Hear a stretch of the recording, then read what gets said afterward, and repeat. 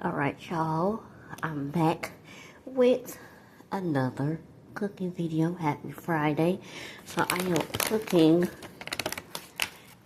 homemade Chick-fil-A, the waffle fries, and this is how the patties look. And this is a quick and easy meal for the working moms, the at-home mom, or if you just have a busy life. This is a very quick and easy meal.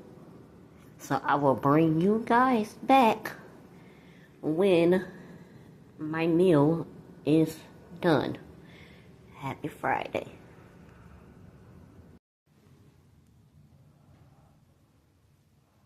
Alright y'all, and here goes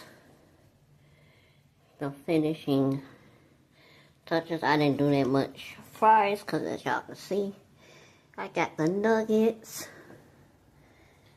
So this is a homemade Chick-fil-A meal. Quick and easy. And for my sauce, bam. So, happy Friday. Love y'all.